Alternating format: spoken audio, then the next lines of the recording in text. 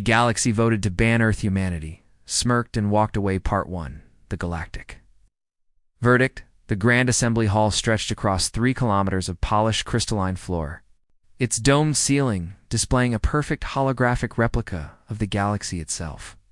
Thousands of representatives from hundreds of worlds filled the chamber, their varied forms creating a tapestry of galactic diversity. Some floated in containment fields, others sat on specialized furniture designed for their unique physiologies, and a few existed as pure energy contained within shimmering barriers. Ambassador Sarah Chen stood at the central platform, surrounded by a sea of hostile faces. She was 42 years old, career diplomat who had spent the last 15 years building bridges between Earth and the galactic community. Today, she watched those bridges burn. The Speaker of the Assembly, a towering being known as Archon Verthix, raised 3 of his 7 arms to silence the murmuring crowd. His voice resonated through translation devices embedded throughout the chamber, reaching every delegate in their native language. The motion has been presented, Verthix announced. The expulsion of humanity from the Galactic Cooperative. All evidence has been reviewed. We now move to formal accusations. A Krillian representative stepped forward, her crystalline body refracting the ambient light into rainbow patterns. Humanity has demonstrated unacceptable levels of aggression. In the past decade alone, they have been involved in 47 military conflicts.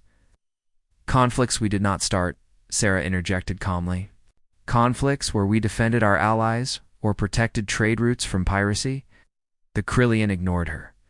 They expand too rapidly, colonize too aggressively, and refuse to accept the natural order of galactic hierarchy. They are dangerous. A Morgothi delegate rose, his scales shimmering with indignation. Humanity questions everything. They challenge established protocols that have maintained peace for millennia. They introduce chaos wherever they go. One by one, representatives stood to list their grievances. Humans were too curious, too innovative, too unpredictable. They refused to accept that some knowledge should remain forbidden. They treated ancient civilizations as equals rather than superiors. They asked uncomfortable questions and demanded uncomfortable answers. Sarah listened to each accusation. With growing sadness, she had dedicated her life to integration, to proving that humanity belonged among the stars. Now she realized the truth. The galaxy did not want equals. They wanted subordinates. The Galactic Cooperative was founded on principles of mutual cooperation and respect, she said when given the chance to respond. We have honored those principles. We have shared our technology freely. We have contributed to galactic defense, to medical research, to infrastructure development. What crime have we truly committed except refusing to bow? Verthix's expression was unreadable. The Assembly recognizes humanity's contributions. However, the primary concern is not what you have done, but what you might become. Your species develops too quickly. Your population expands too rapidly. Your ambitions are too vast. For the safety and stability of the galactic order, the Assembly must act. Sarah felt a cold certainty settle in her chest. This was not about justice or safety. This was about fear. The established powers of the galaxy had looked at humanity's trajectory and seen something that terrified them: competition. Very well, Verthix continued. We shall vote. All in favor of expelling humanity from the Galactic Cooperative and revoking all associated privileges, rights, and protections. The chamber filled with light as thousands of delegates activated their voting crystals. Green for approval, red for rejection. Sarah watched as the holographic display above filled with an overwhelming sea of green. The final tally appeared. 4,847 in favor. 312 against, 89 abstentions. The motion passes, Verthix declared. Effective immediately, humanity is expelled from the Galactic Cooperative. All treaties are void. All joint projects are terminated. All human presence in cooperative space must be withdrawn within 6 standard months. The chamber erupted in a mixture of applause and uncomfortable silence. Some delegates celebrated, believing they had averted a future threat. Others looked uncertain, wondering if they had made a terrible mistake. Sarah stood perfectly still at the center of it all. She had prepared speeches for this moment, arguments about injustice and discrimination. She had drafted passionate appeals and stern warnings. But as she looked at the sea of alien faces, she realized none of it would matter. Instead, she simply activated her communication device and sent a single encrypted message to Earth. They voted yes. Then she turned to face the assembly one final time. Very well. Humanity accepts your decision. The chamber fell silent. This was not the response they expected. Where were the threats? Where were the demands for reconsideration? Where was the begging and pleading? We will withdraw from all cooperative space as requested, Sarah continued, her voice calm and professional.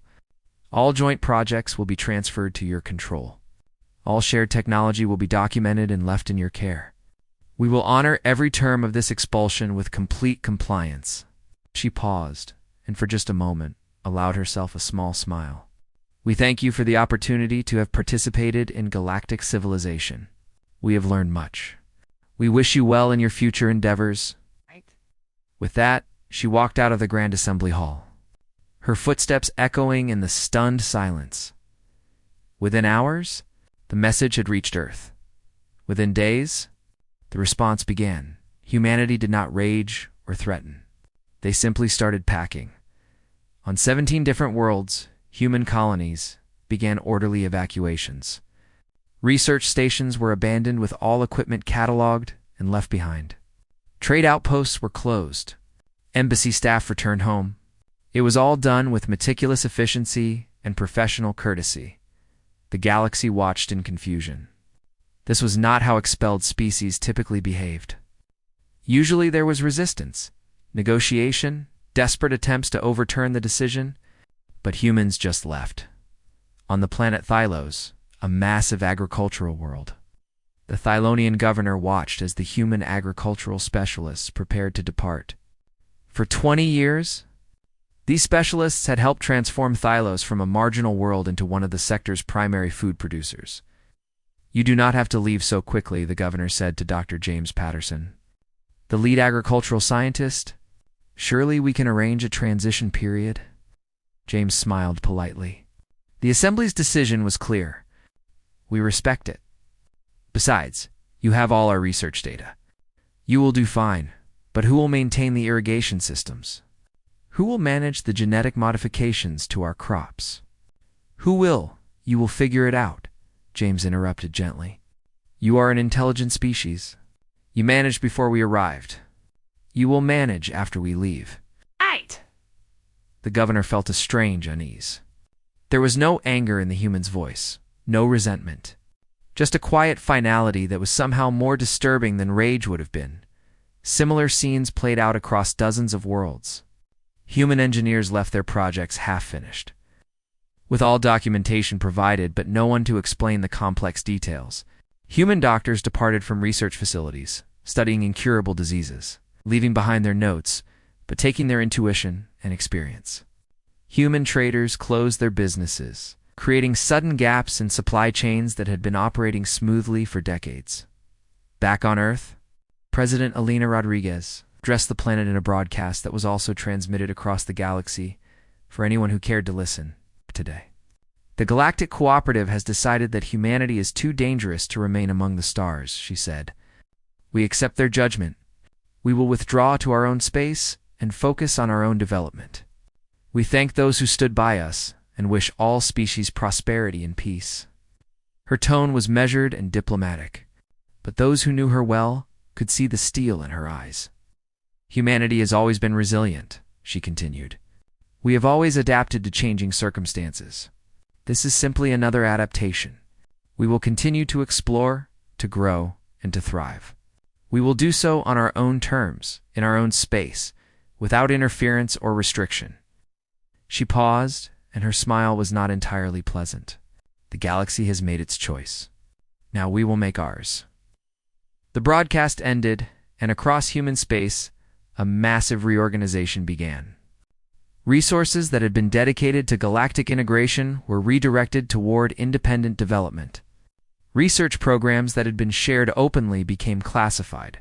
Technology that had been traded freely was now restricted to human use only. The galaxy had voted to ban Earth. Humanity had smirked and walked away. And in the vast silence of space, the first consequences of that decision began to unfold. Part 2.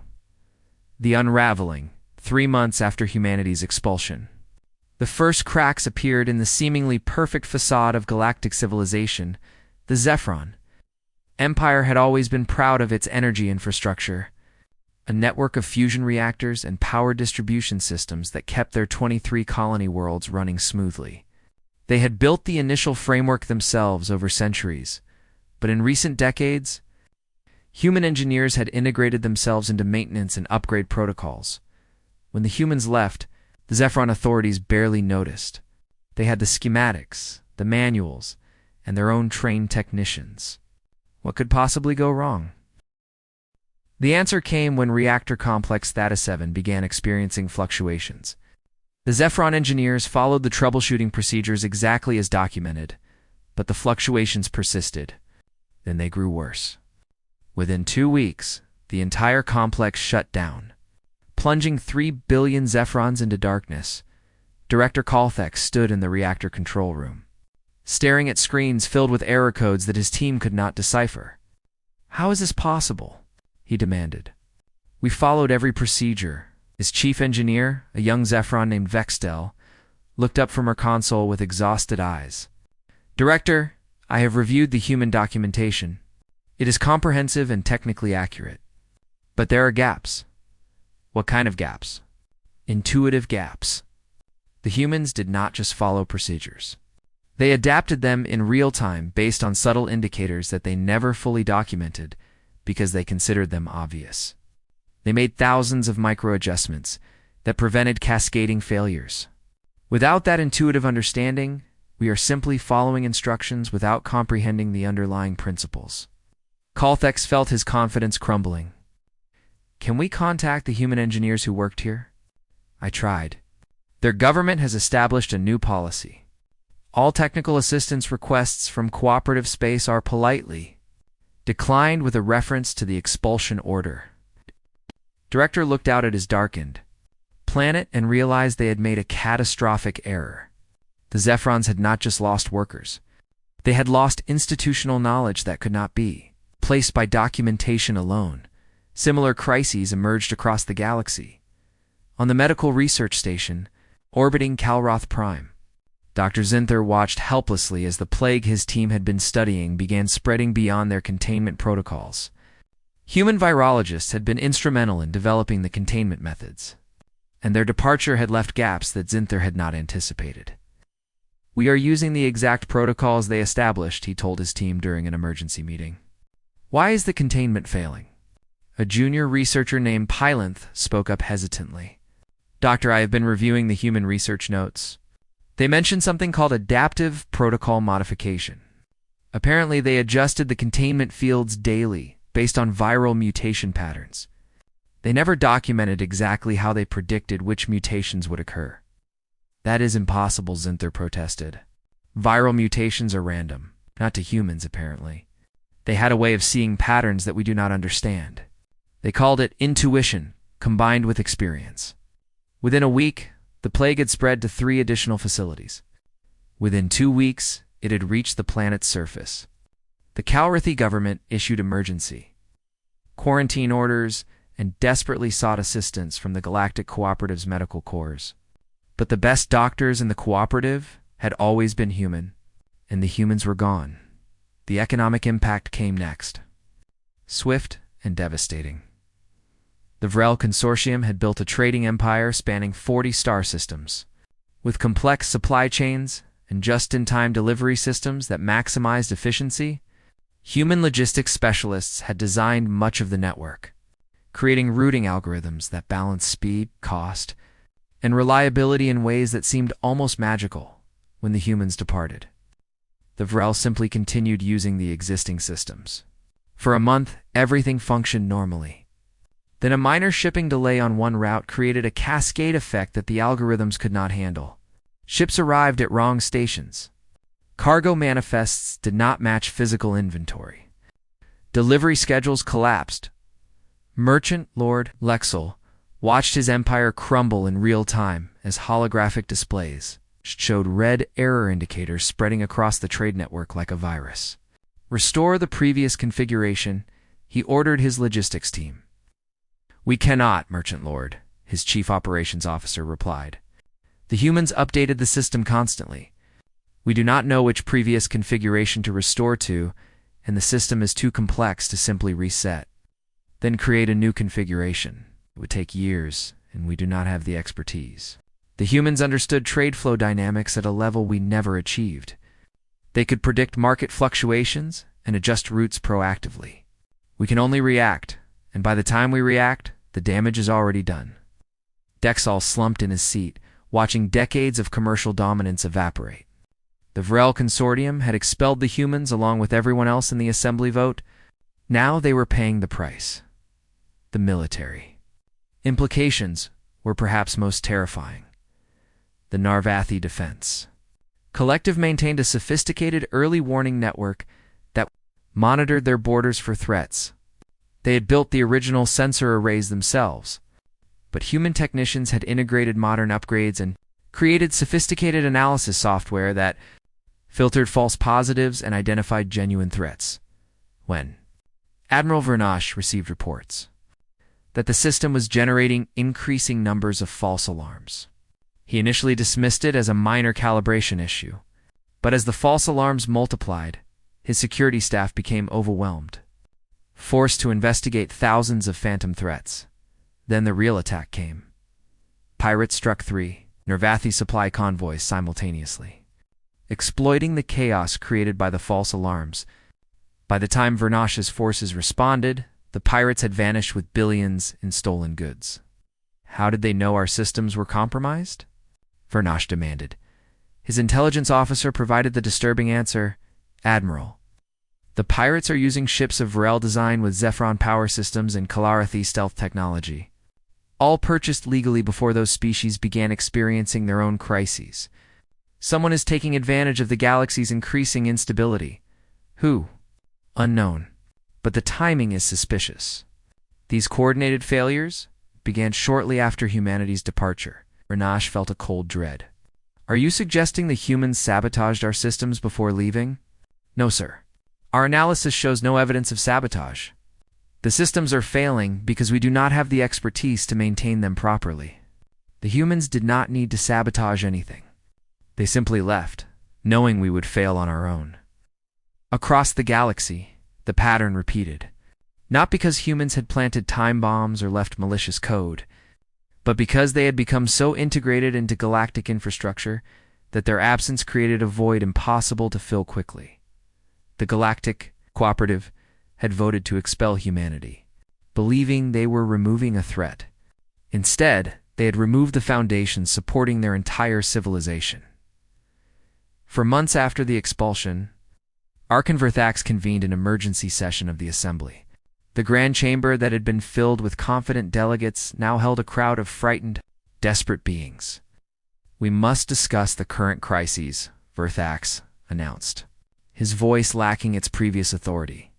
Multiple sectors are reporting infrastructure failures, economic collapse, and security breaches. We must find solutions.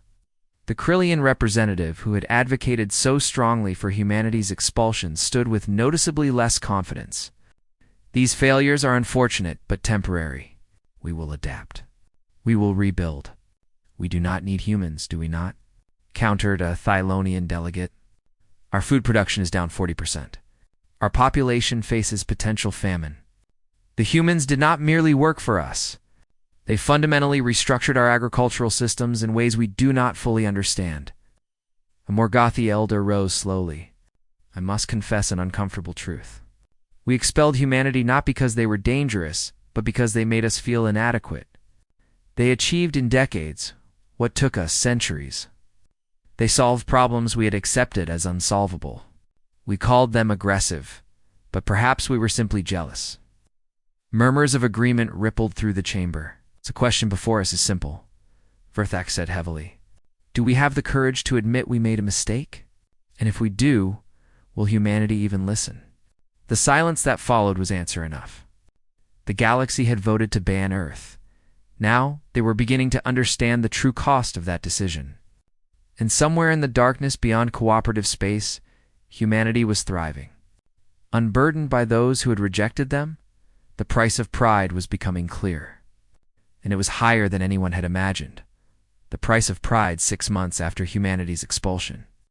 The Galactic Cooperative was dying, not from war or plague or natural disaster, but from the slow, inexorable collapse of systems that no one fully understood how to maintain.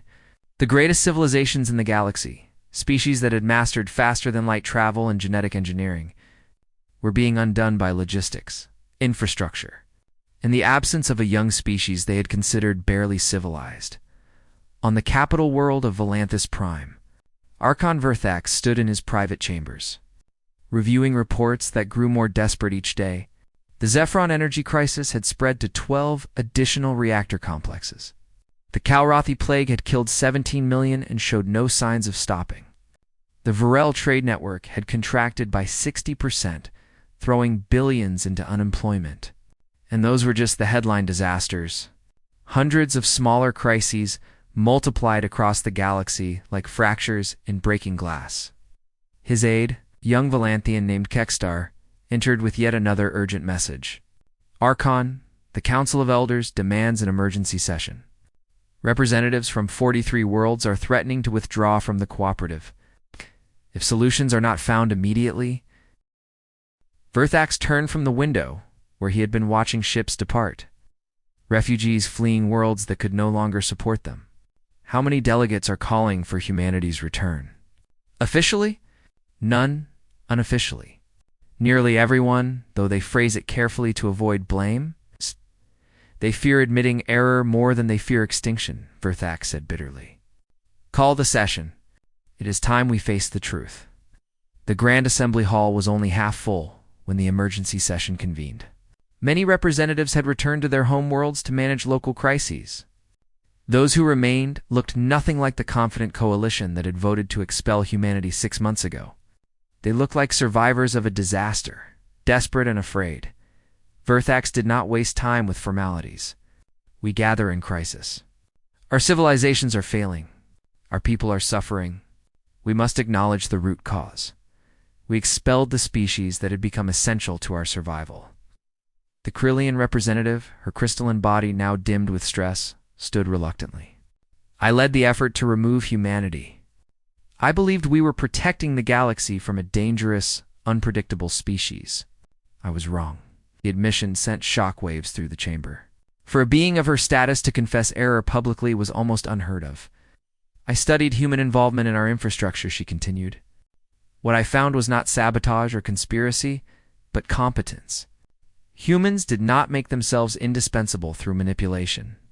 They made themselves indispensable through excellence.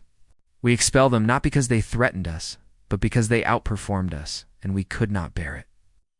A Morgothi elder rose, his scales dull with age and regret. My species has existed for 12,000 years. We have seen empires rise and fall.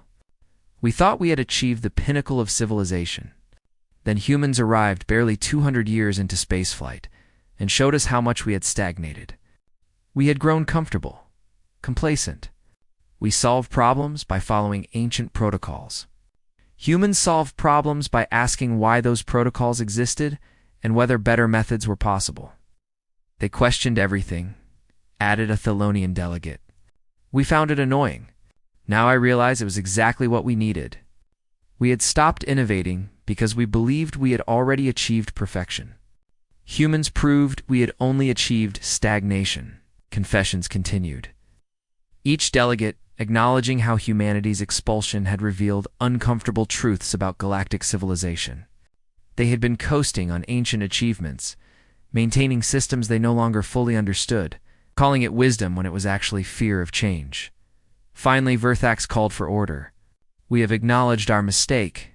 Now we must decide what to do about it. I propose we send a delegation to Earth to request humanity's return to the cooperative. What if they refuse? Someone asked. Then we accept that refusal and face the consequences of our own choices. The vote was nearly unanimous. A delegation would be sent to Earth with a formal apology and a request for renewed partnership. Selecting the delegation proved contentious. No one wanted the humiliation of begging the species they had expelled. Finally, 3 representatives volunteered: the Krillian, who had led the expulsion effort; the Morgothi Elder; and surprisingly, Archon Verthax himself. I presided over the vote, he said simply. I should face its consequences. Their ship, the Reconciliation, entered Earth's solar system 2 weeks later. They expected to find humanity diminished, struggling after expulsion from galactic trade and knowledge networks. Instead, they found something that took their breath away. Earth had not merely survived. It had thrived. New orbital stations ringed the planet, massive structures that dwarfed anything in cooperative space. The moon had been transformed into a major industrial center. Mars showed signs of active terraforming. The asteroid belt buzzed with mining operations and construction facilities, and beyond. In the outer system, they detected something that should have been impossible. A fleet of ships using propulsion technology more advanced than anything the cooperative possessed. Captain Marcus Webb met them at the newly constructed Gateway Station orbiting Earth. He was in his 50s. A veteran of humanity's expansion era, with gray hair and eyes that had seen too much to be easily impressed. "Welcome to Earth," he said with careful politeness. "I understand you wish to speak with our government."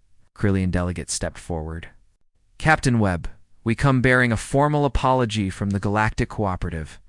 We were wrong to expel your species. We wish to discuss humanity's return." Marcus smiled, but it did not reach his eyes. "That is a conversation for politicians, not ship captains. I can arrange a meeting with President Rodriguez, but I should warn you, Earth has changed significantly in 6 months." He led them through the station, and with each corridor the delegates grew more unsettled. The technology surrounding them was clearly more advanced than what humanity had possessed during their membership in the cooperative. The humans had not stagnated in exile. They had accelerated. President Alina Rodriguez received them in a conference room with floor-to-ceiling windows showing Earth below. Blue and beautiful and utterly unthreatened. Archon Verthax, she greeted him with professional courtesy, and representatives from the Krillian Unity and Morgothi Dominion. "Please, sit. I understand you bring messages from the cooperative." Verthax took the lead, laying out the situation honestly.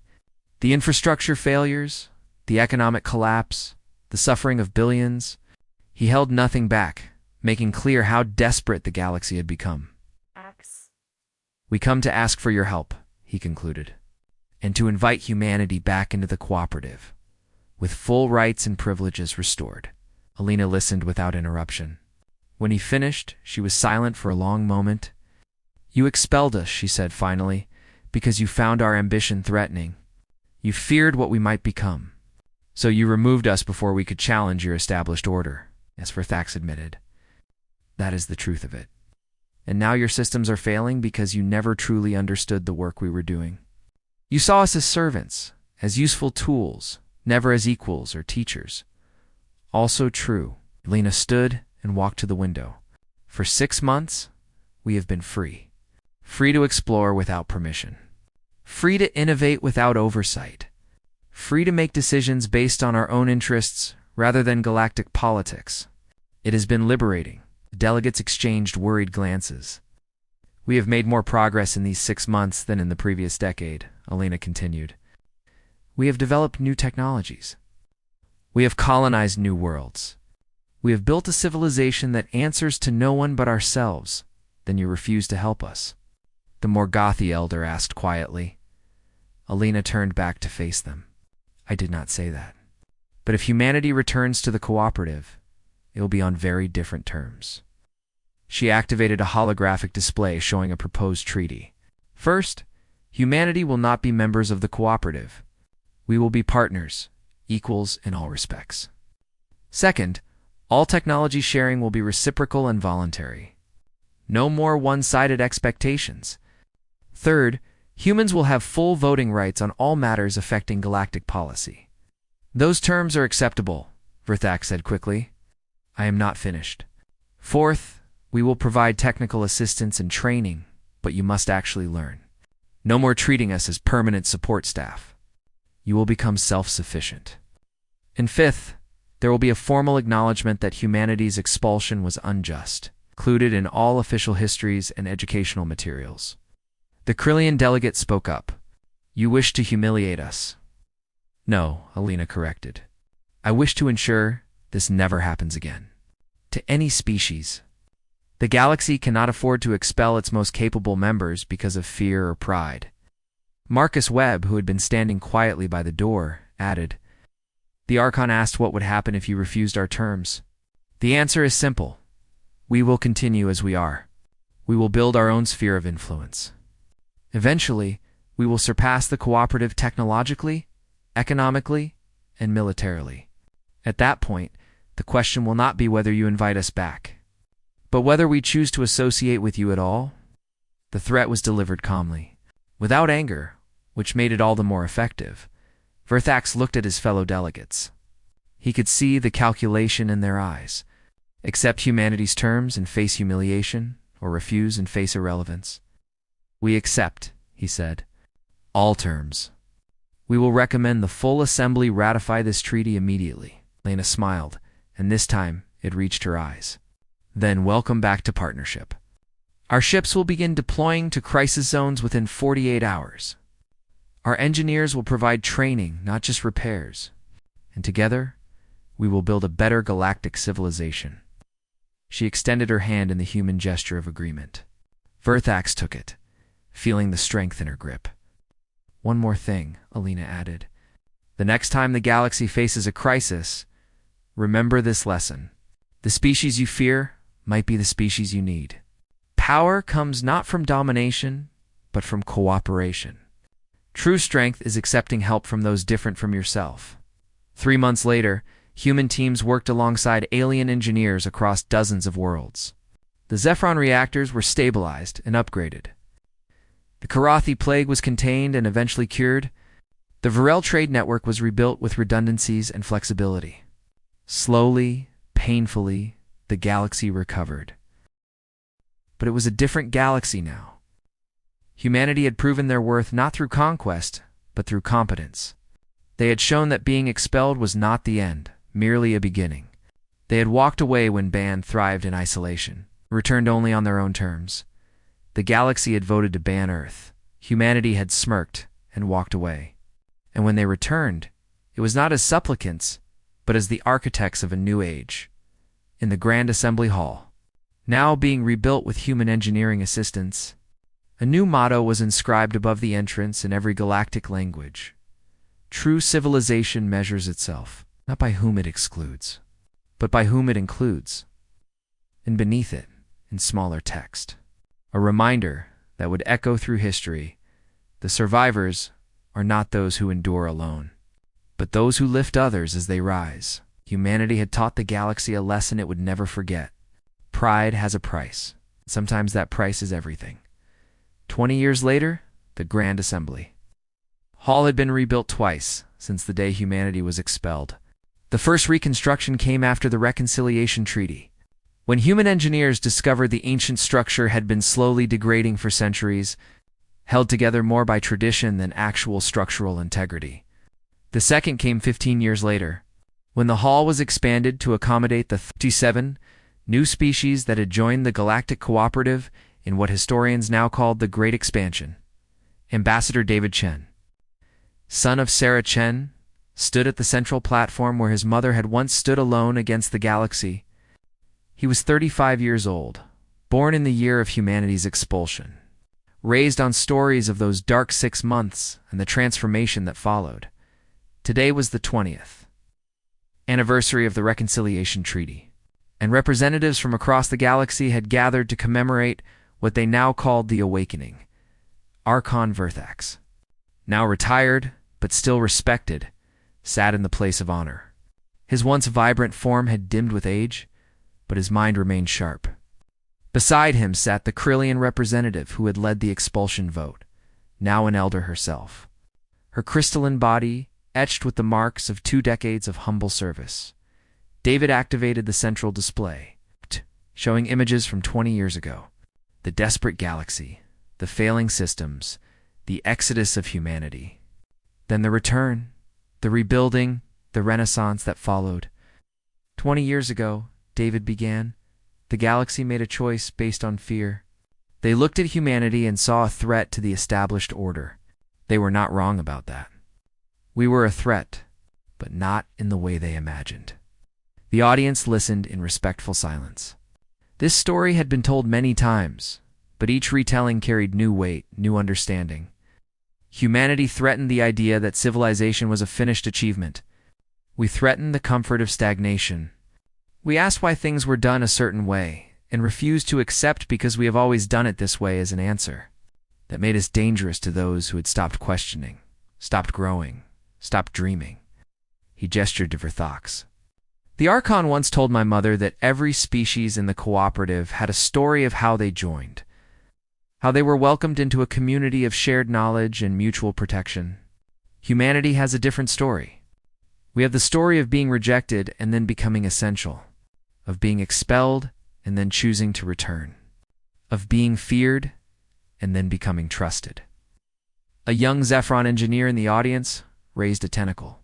David recognized Vextil, who had been a junior technician during the crisis and was now one of the galaxy's leading fusion specialists.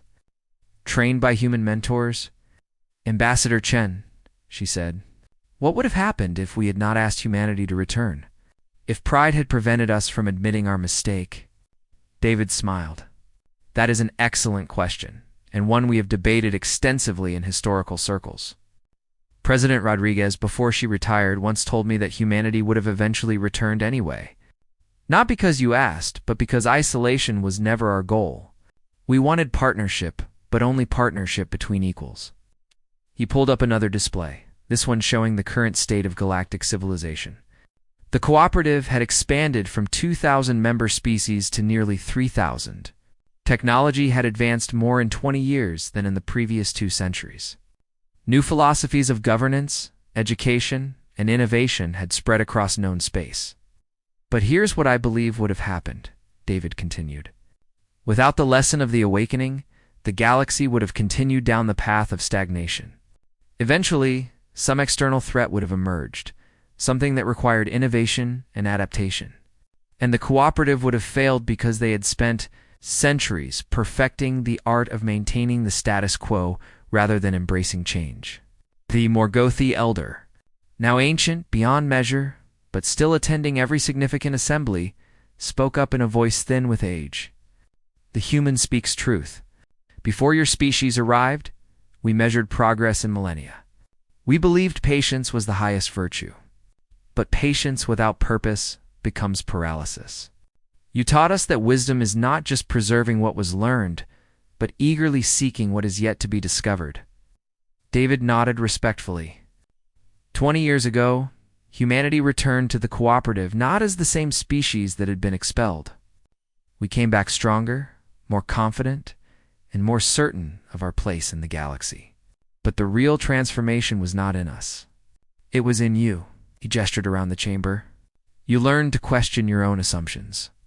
You learned that accepting help is not weakness, but wisdom. You learned that the newest voice in the room might offer the most valuable insight. These lessons have made the cooperative stronger than it ever was before. From the back of the chamber, a new voice spoke up. The audience turned to see a being unlike any other present, a representative of the Cathrin Collective, a species that had just made first contact with the cooperative 3 months ago. Ambassador Chen, the Cathrin said through translation devices. We have studied the history of humanity's relationship with the cooperative extensively before deciding whether to seek membership. Your story frightens us. How can we be certain we will not face the same rejection if we prove too innovative or too ambitious? The chamber fell silent.